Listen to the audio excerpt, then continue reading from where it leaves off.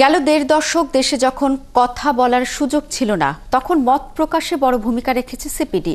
দেশে সুশাসন ও জবাবদিহিতা নিশ্চিতেও প্রতিষ্ঠানটি দৃঢ় ভূমিকা রেখেছে। সিপিডি ৩০ বছরের পথ চলা শীর্ষক অনুষ্ঠানে এসব কথা বলেন আলোচকরা।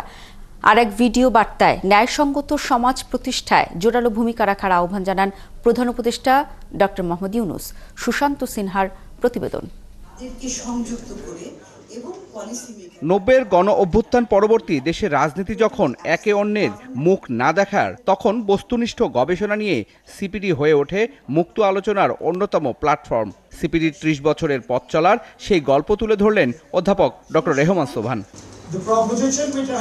সংসদ যখন আলোচনার পরিবেশ হারিয়েছে, তখন এর বাইরে সরকার, বিরোধী দল ও সুশীল সমাজের কথা বলার জায়গা করে দিয়েছে সিপিডি। বিগত সরকার শেষ দিকে মুক্ত আলোচনার সব দরজাই বন্ধ করে দিয়েছিল, এমনকি দায়িত্বশীলরা সিপিডির আলোচনাতেও অংশ নিত না।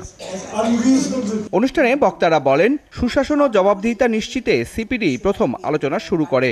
পতিত আওয়ামী লীগ সরকারের সমালোচনা করে আমির খসরু মাহমুদ চৌধুরী বলেন, বিগত সরকার জনগণের ভোটের অধিকার কেড়ে নিয়েছিল।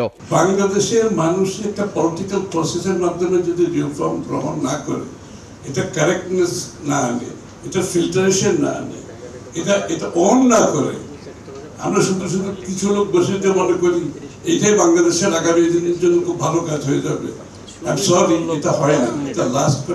এ সময় সাংবাদিক মাহফুজ আনাম বলেন, স্বৈরাচারের পতন হলেও দায়িত্বশীলদের মননে এখনো পরিবর্তন আসেনি। মাইন্ডসেট অফ টলারেন্স, আমার একটা যে বলছি, হ্যাঁ এটা তো আমার মত, কিন্তু আমার মতটা শুধু মত হলেই হবে না, এটার পেছনে তথ্য থাকতে হবে, এটার পেছনে একটা লজিক থাকতে হবে, এটার পেছনে অভিজ্ঞতা থাকতে হবে। পরে এক ভিডিও বার্তায় প্রধান উপদেষ্টা ডক্টর মোহাম্মদ ইউনূস ন্যায়সঙ্গত সমাজ প্রতিষ্ঠায় জোরালো ভূমিকা রাখার আহ্বান জানান। বাংলাদেশ এখন একটি গুরুত্বপূর্ণ সময় অতিক্রম করছে। আমি আশা করি সিপিডি অতীতের মতোই বর্তমানে ও আগামীতে তার বুদ্ধিবৃত্তিক অবদান অব্যাহত রাখবে।